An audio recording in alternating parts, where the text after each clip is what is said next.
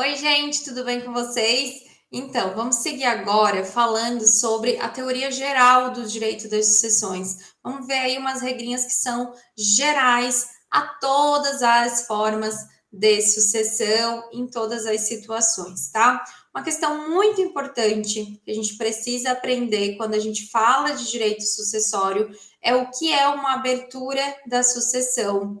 Bom, quando o legislador ele fala que abriu a sucessão, foi feita a abertura da sucessão, é um fenômeno que ocorre no exato momento da morte de alguém. Então, quando alguém falece, a gente diz que ocorre o fenômeno abertura da sucessão.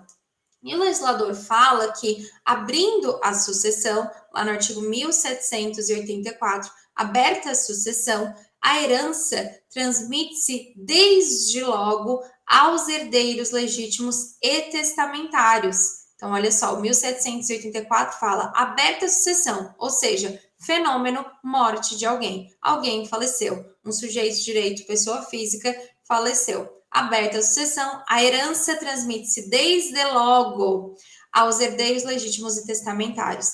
Então, o que o legislador fala aqui? Que quando alguém falece, quando alguém morre, e a gente diz que abre então a sucessão dele no exato momento da sua morte, vai ocorrer a transmissão automática do patrimônio para os herdeiros legítimos e testamentários. Ou seja, não são todas as formas de sucessor, porque sucessor, a gente tem o sucessor herdeiro, que se divide em herdeiros legítimos e testamentários, e sucessor, a gente tem também o legatário, certo? O legatário é aquele que recebe a título singular, recebe um bem certo e determinado em testamento.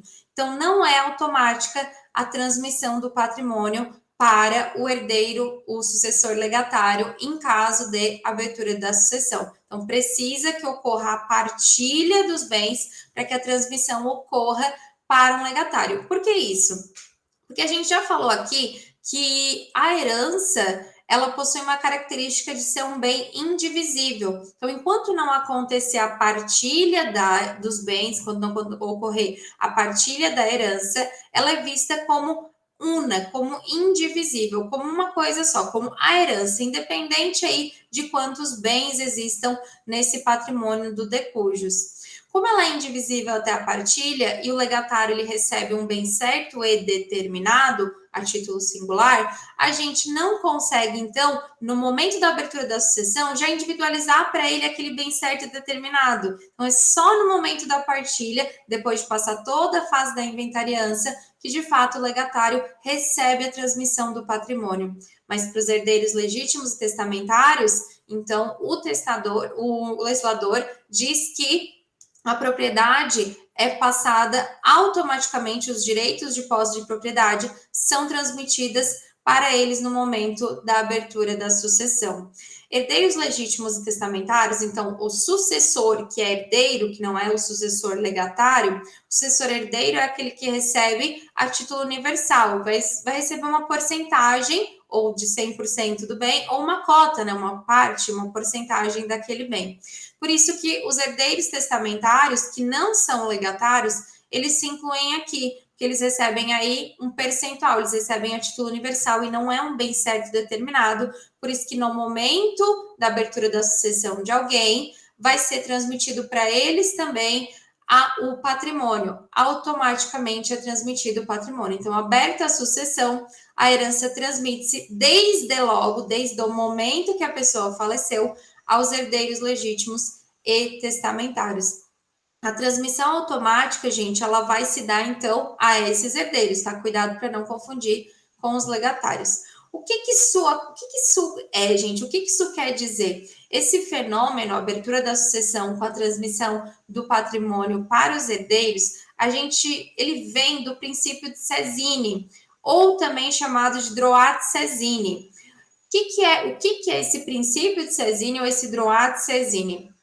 Um falecimento, ele é uma ficção jurídica, tá? Ele é uma ficção jurídica que o legislador faz para justamente nenhum patrimônio ficar sem um proprietário, nenhum patrimônio ficar sem alguém que possa defendê-lo, enfim, né? Que possua os direitos de posse ou de propriedade também. Então, assim, essa ficção droit de Cesini ela acontece assim, com o falecimento de uma pessoa, automaticamente, lá naquele artigo, são transferidos os bens aos herdeiros, ou seja, não é com a abertura do inventário que vai ocorrer esse direito de posse de propriedade, é com a abertura da sucessão. Então, uma pessoa falece hoje, os herdeiros dele, sejam eles legítimos, por força da lei, por força da norma, ou testamentários, em razão de ato de última vontade, automaticamente já recebem esses direitos de posse e de propriedade. É no momento do óbito que os herdeiros já vão ser, então, detentores desse direito de posse e de propriedade do patrimônio, ainda que não tenha ocorrido a abertura do inventário. Essa transmissão, essa ficção droit de saisine é automática. Abriu a sucessão de alguém, a pessoa faleceu, automaticamente os seus herdeiros, então, recebem aí os direitos de posse e propriedade.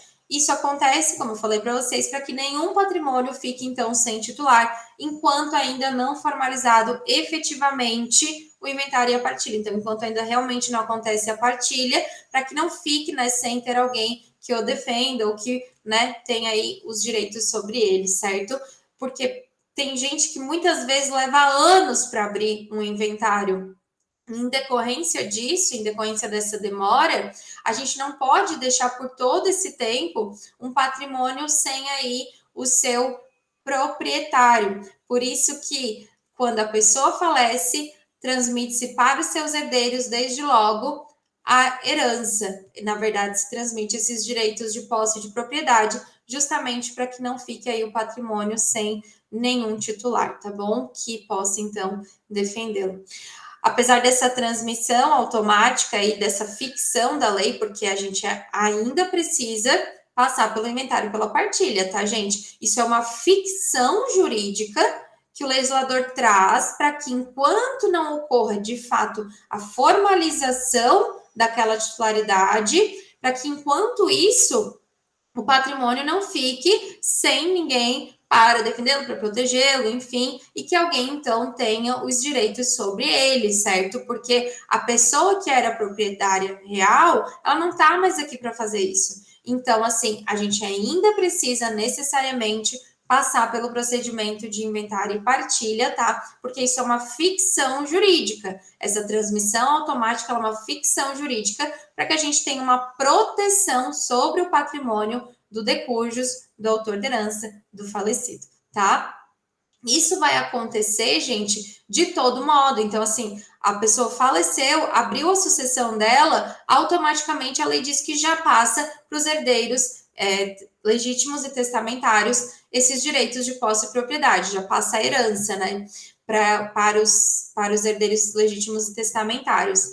Ainda que o herdeiro não tenha dito se aceita a herança ou não. Ele ainda vai precisar dizer, com certeza, ele ainda vai precisar dizer. Só que a aceitação da herança, gente, é um ato que ele é meramente confirmatório, porque quando o autor da herança falece, a lei diz que transfere a herança para eles. Então, a lei já diz que no momento, desde logo, automaticamente, da abertura da sucessão, se transfere a herança para os herdeiros legítimos e testamentários. Então, depois, se ele quiser aceitar a herança, vai ser um ato confirmatório, porque já estava transmitida para ele. Se ele não quiser aceitar a herança, se ele quiser renunciar à herança, então vai voltar o efeito ex tunc, vai voltar o efeito como se a pessoa nunca tivesse entrado na sucessão. Então, é como se nunca tivesse chego nela aquela herança, nunca tivesse ocorrido a ficção droit de saisine para ela, entendeu? Se a pessoa renuncia,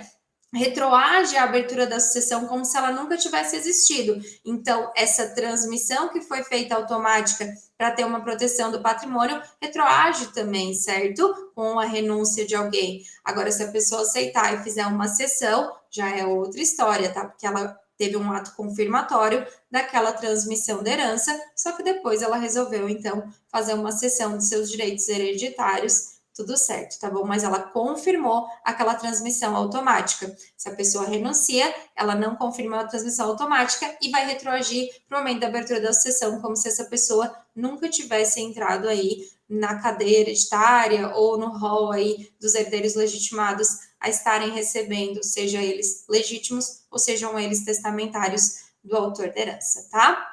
Bom, uma coisa muito importante também para a gente compreender é a sucessão no espaço. Qual que é a lei que tem que ser aplicada? Qual que é a lei que vai ser aplicada que vai trazer as regras sobre a sucessão daquela pessoa que faleceu? A sucessão no espaço, então, a lei a ser aplicada vai ser aquela vigente ao tempo da abertura da sucessão. Então, no dia que a pessoa falece, a lei aplicada é aquela que estava vigente naquele momento, é aquela que estava em vigor naquele momento. Isso é regra do artigo 1787, que ele diz que regula a sucessão e a legitimação para suceder a lei vigente ao tempo da abertura da sucessão, ao tempo daquela. Então, olha só, além de regular a sucessão, vai regular a legitimação, vai dizer quem que tem direito a receber aquela herança e como vai ser recebida aquela herança, como que vai ser partilhada, como que vai ser feita a sucessão daquela pessoa, como que vai ser feita a substituição patrimonial da pessoa que faleceu.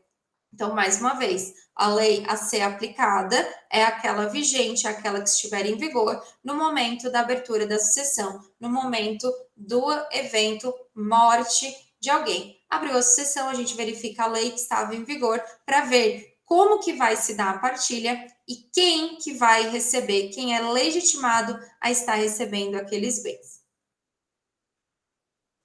Com aquela geração automática do patrimônio para os herdeiros legítimos e testamentários, a lei acaba fixando no evento morte a lei a ser aplicada. Porque assim, se no momento que a pessoa faleceu já há transmissão automática da herança para os herdeiros legítimos e testamentários, a gente também acaba fixando a lei aplicável para aquele momento da sucessão. Porque como que a gente vai saber quem são os herdeiros legítimos e testamentários? A gente precisa saber, então, quem que teria legitimidade para estar recebendo, de acordo com a lei vigente na abertura da sucessão.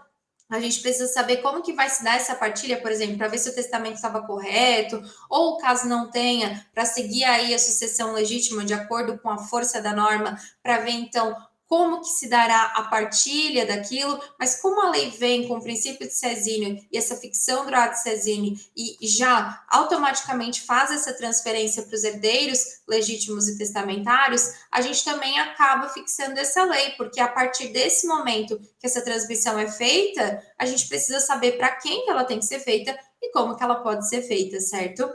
Então, por exemplo, assim, ó, uma pessoa faleceu nos anos 2000, tá? Ela veio a óbito nos anos 2000, em que ainda era vigente o Código Civil de 1916. O inventário dessa pessoa foi aberto só em 2004. Então, os herdeiros aí, os sucessores, demoraram para abrir o inventário, pelos motivos deles, e aí acabaram abrindo o procedimento de inventário e partilha somente quando o Código Civil de 2002 já estava vigente, que começou a vigência em 2003.